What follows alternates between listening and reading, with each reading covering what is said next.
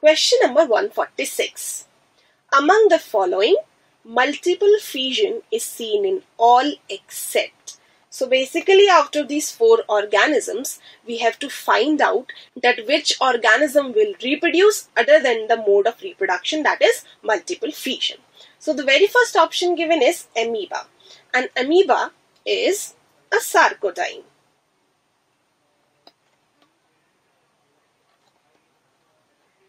And under unfavorable conditions, it will reproduce by multiple fission or by sporulation. And what is multiple fission? Multiple fission is a process of reproduction in which, as you can see in this diagram, nucleus of parent cell will divide several times, producing many nuclei. And this will be followed by the separation of cytoplasm around these nucleus. And this is followed by formation of many daughter cells. And this process is known as multiple fission.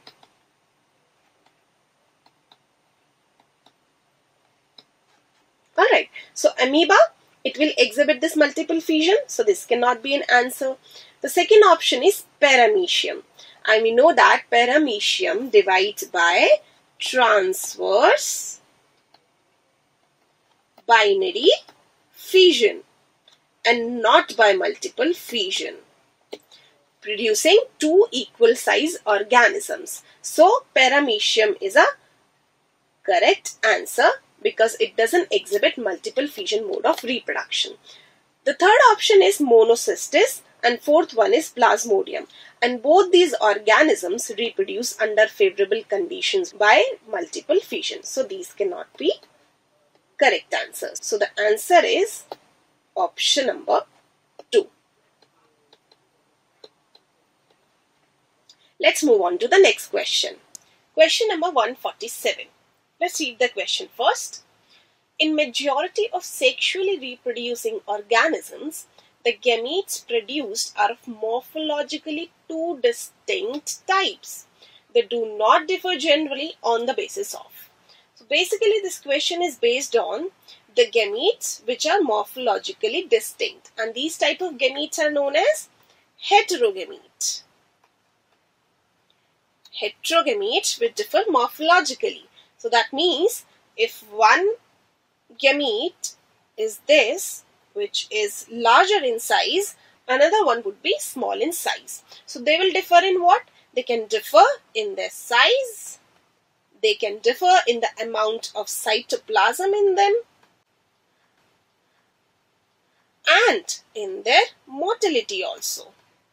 As you can see, they could be anisogamy or oogamy. Oogamy occurs in humans where the ova is non-motile whereas the sperm are motile. So these two gametes can also differ in motility. So in options, basically they asked that these two morphologically distinct gametes will differ in motility. So this cannot be an answer. They will differ in the amount of cytoplasm. So this cannot be an answer. They can also differ in their sizes, but they cannot differ on the number of chromosomes because the sexual reproduction occurs within the same species. So the sexually reproducing organisms will produce the gametes which will have the same number of chromosomes in them, and the gametes are always haploid in nature. So the correct answer is option number 3. Let's write it here as well. Let's proceed to the next question. Question number 148. If the zona pellucida around human zygote formed in vitro is intact and zygote has undergone maximum of 3 cleavage divisions, then it should be transferred into which part of female reproductive tract? So zona pellucida is intact and 3 cleavage divisions have already occurred. So we have in our hand a 8-cell stage embryo. Then it should be transferred to which part of the female reproductive tract? We know that in art, assisted reproductive technology,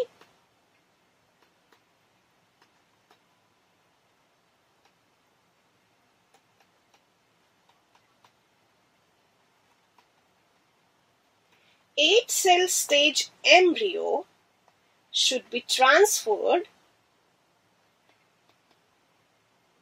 to the fallopian tube.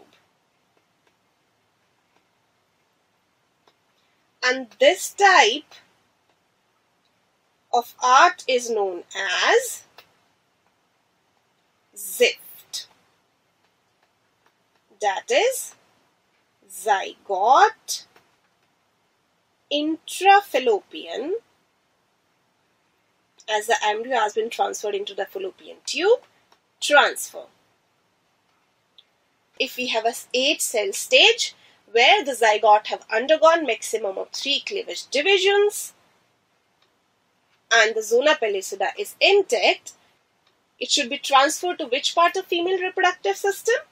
To the fallopian tube. So the correct answer is option number 4. Let's move on to the next question. Question number 149. How many among the following can be classified as sexually transmitted diseases? What are sexually transmitted diseases? These are the group of diseases which are spread by sexual contact. Now, among the given options, the first 3 options, that is encephalitis, vitiligo and psoriasis, these are non-contagious diseases. Encephalitis is inflammation of brain. Inflammation of brain, which may be because of viral infection or bacterial infection or some other immune disorders. The second is vitiligo, and it is a non-contagious skin disorder where the pigment producing cells called melanocytes are non-functional. So this is also non-contagious. The third disease given is psoriasis. It is also a non-contagious chronic skin disorder. The fourth option is trichomoniasis, and trichomoniasis is a sexually transmitted disease caused by a microorganism called Trichomonas vaginalis. It causes inflammation of the reproductive tract in females. So it's a sexually transmitted disease. Next option is rheumatoid arthritis, and it is also a non-contagious disease which is a disorder of skeleton system. And here joints become immovable. The next condition given is trichinosis, and trichinosis is a helminthic disease. It is caused by a disease known as Trichinella spiralis. So it is not a sexually transmitted disease, rather it's a helminthic disease. The last option given is AIDS, and AIDS, which is acquired immunodeficiency syndrome, is caused by a virus known as HIV. That is human immunodeficiency virus, and it is a STD, and it is a STD transmitted through sexual contact or blood transfusion.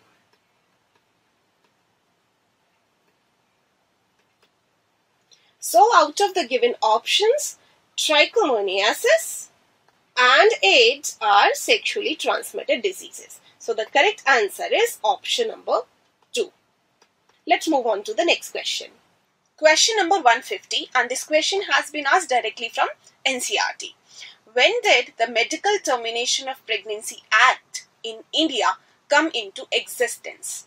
And we know that Government of India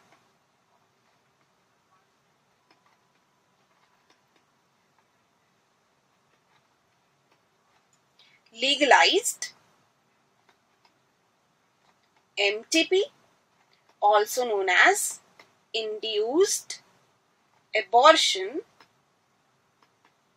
in 1971 with some strict conditions to avoid its misuse. In 1951, programs called family planning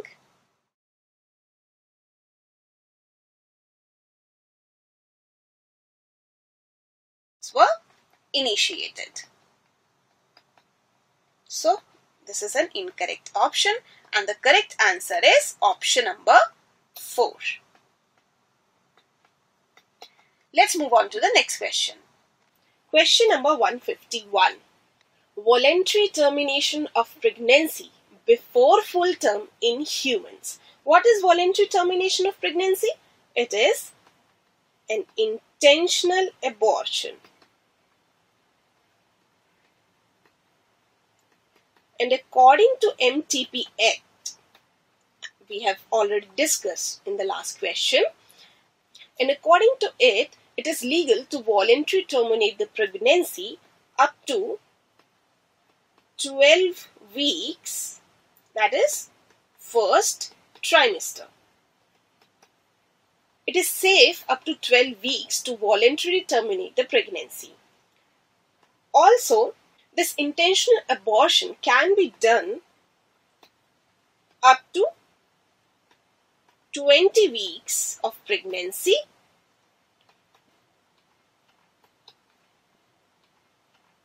based on the health of mother and fetus. Alright, now let's discuss the first option.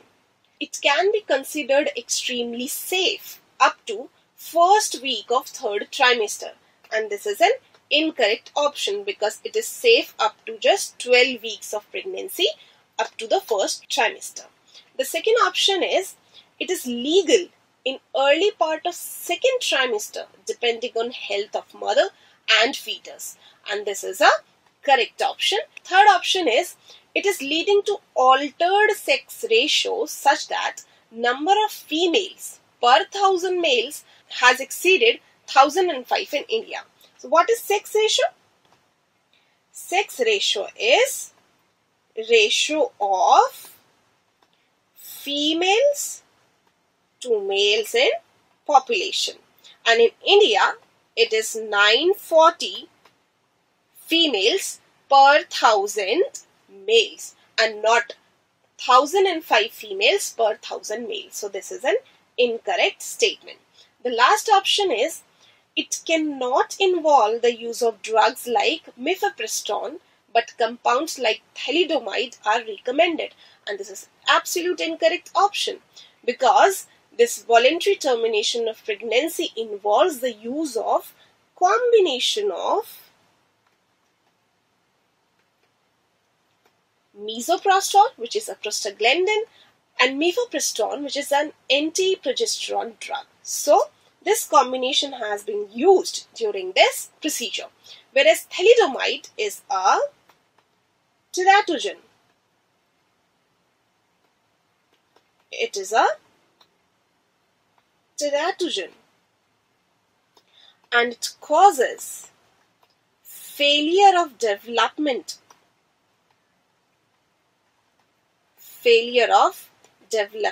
of limbs in the developing fetus. Alright, I hope the solution is clear to you. So the answer is option number 2. Let's write it here as well.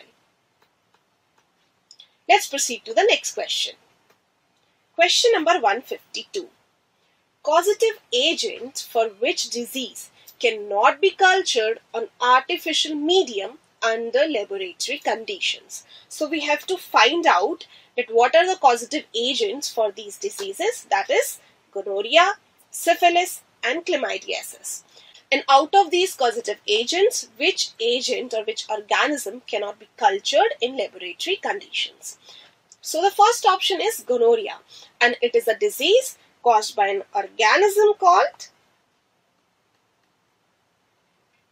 Neisseria gonorrhea.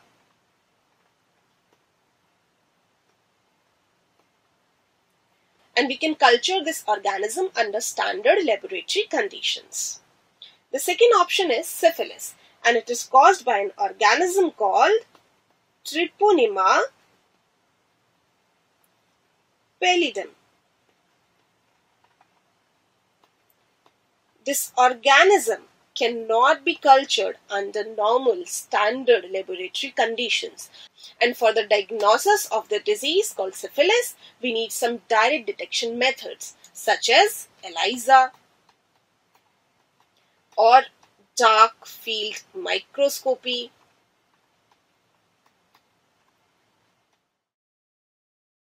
or some antibody detection methods. The third option is chlamydiasis, and it is caused by an organism,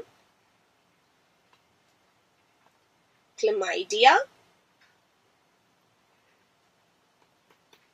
trachomatis, and we can culture this organism under standard laboratory conditions. So which organism we cannot culture in laboratory conditions? It is Treponema, and it causes which disease? It causes syphilis. So syphilis is a correct answer for this question. Answer is option number 2. Let's proceed to the next question. Question number 153. The test tube baby program does not include which one of the following techniques? So first of all, we have to find out the test tube baby program includes which of the following techniques, and then we can exclude out the option which is not included in this program. What is test tube baby program? It is included in ART, assisted reproductive technology, which includes 2 steps. First is IVF, that is in vitro fertilization, and this is followed by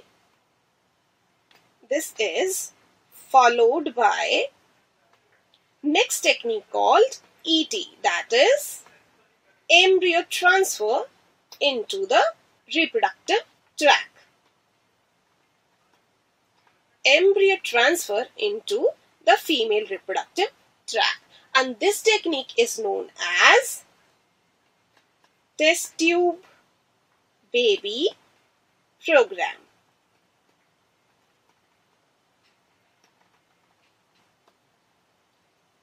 Now, the second option, that is ZIFT, and the last option, that is IUT, we have already discussed in the earlier questions that ZIFT is zygote intrafallopian transfer,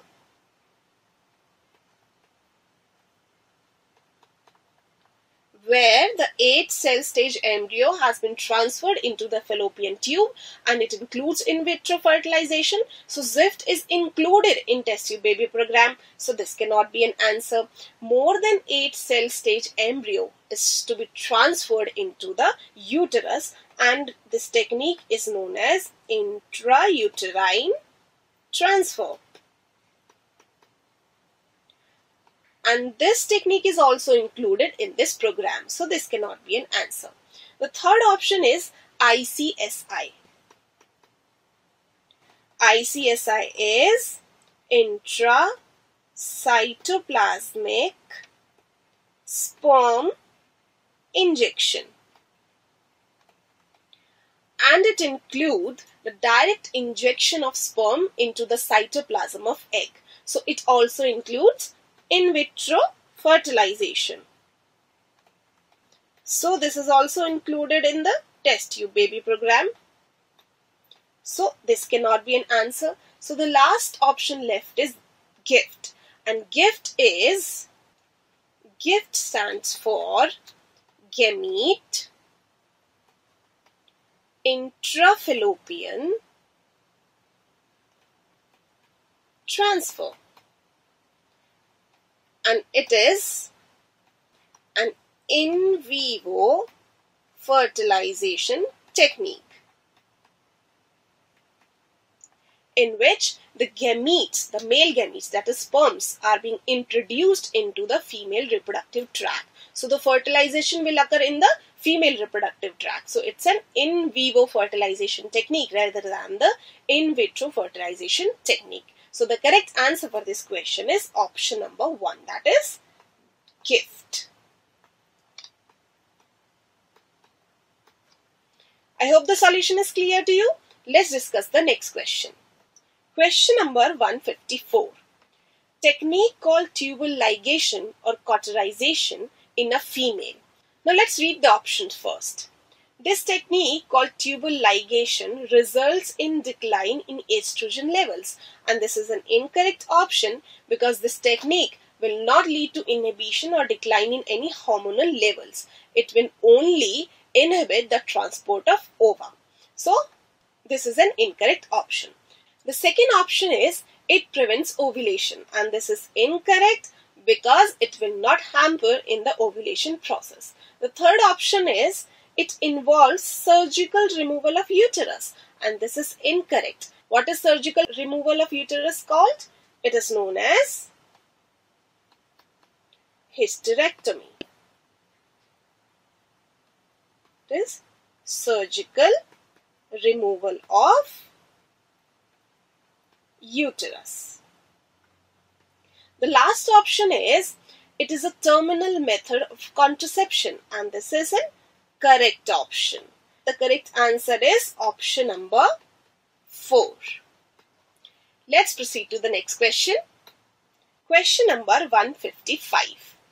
Select the correct statement regarding the pill marketed by name Saheli. What is Saheli?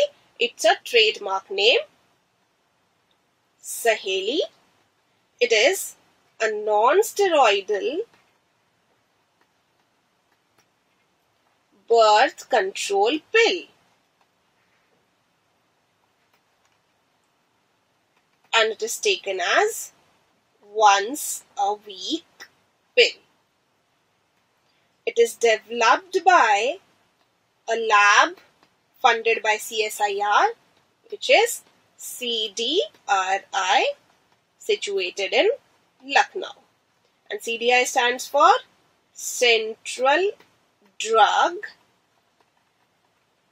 Research Institute.